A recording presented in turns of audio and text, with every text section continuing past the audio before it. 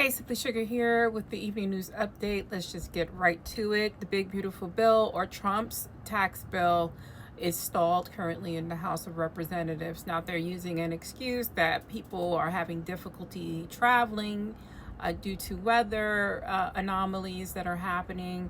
But a lot of people are saying they just don't have the votes. Tom Massey states that he has 10 GOP members who are against this bill, who will not vote for it in its current state. So there's a lot of backroom dealing happening right now. We just saw this in the Senate. So they can say they're against it and they're for their constituents and they don't agree with the Medicaid cuts, but then they all just fall in line like little ducks in a row. So who knows, right? So if the bill passes later this week, what does that mean? How does that impact us? Well, Medicaid will be cut by $930 billion over the next 10 years. And if you don't think that affects you, I hope you never lose your job and you never lose health care and need a government subsidy. Tax cuts for the wealthy could begin as early as January 2026. Middle and lower class Americans could see higher taxes, which we know that's built into that. The bill also includes new ICE expansion funding and limits on federal student loan forgiveness. What's not discussed is the reallocation of other agencies, their funding going to ICE, making it like a national police force at this point. That's not being discussed enough, and that's very scary. If the bill fails, what happens? Well, Medicaid and tax rolls stay the same. No new funding for ICE or Trump's education and climate rollbacks. The defeat could delay and derail Trump's economic and immigration agenda. I'm hoping it fails. Of course, I want it to fail. Do I trust the GOP and whatever they say? No. Everything that comes out of their mouths are lies. And that's period. Let's talk about Alligator Alley. Hold on one second. If you are unfamiliar what this facility is looking like, it's looking like this. Yes, that is cages. Hold on. And this is what it looks like from the outside. There doesn't seem to be any air conditioning. Now, this is in the Florida Everglades.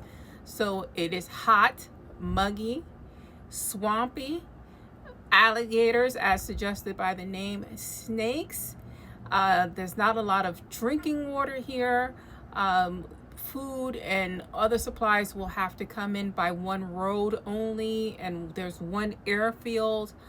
This is inhumane to keep people like this, and it looks like a concentration camp of the past, of the Japanese internment camps, as well as the Holocaust camps, because that's by design. This is a concentration camps where there'll be no one monitoring what's happening to these individuals there.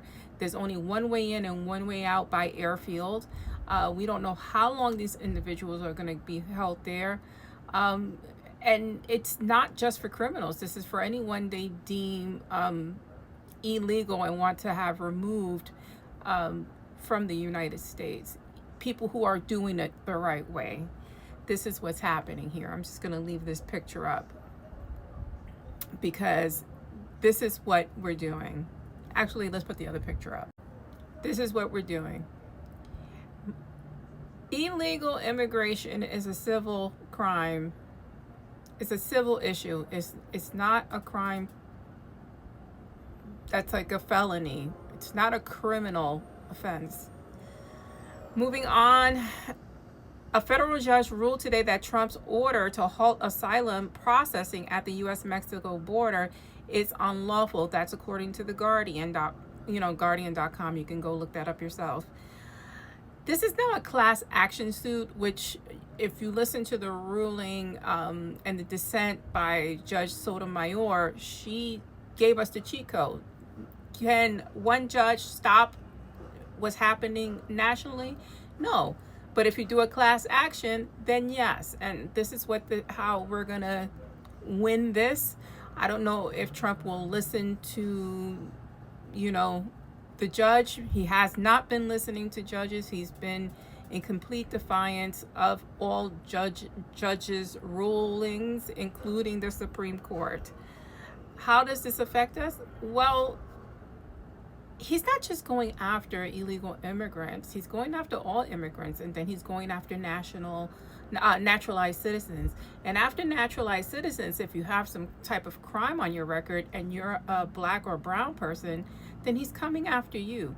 And then you're not going to be able to go to any country of affiliation, if you even have another country of affiliation. If you're an African American person who grew up here for hundreds of years, this is your country of affiliation. He can ship you out to wherever. This is coming for all of us, and that's the scary part. That is the impact on us. Lastly, I'm going to discuss all these lawsuits that Donald Trump has with all these media publications. So now he settled for $16 million against Paramount. Trump claims that Kamala Harris interview by 60 Minutes was deceptively edited. This follows settlements by ABC Disney, who paid him $15 million. Meta paid him $25 million. Again, adding in the $16 million for a total of $56 million in media payouts. How does this impact us? If you watch the news, like we all watch, or news media, be aware that retractions or changes in editorial practices could follow these high-profile legal concessions, meaning that they're not going to report what's happening because they're going to be afraid this guy's going to sue them every which way but Sunday, which is exactly what's happening. And that's the evening news. I'm Simply Sugar. Please like, follow if you can.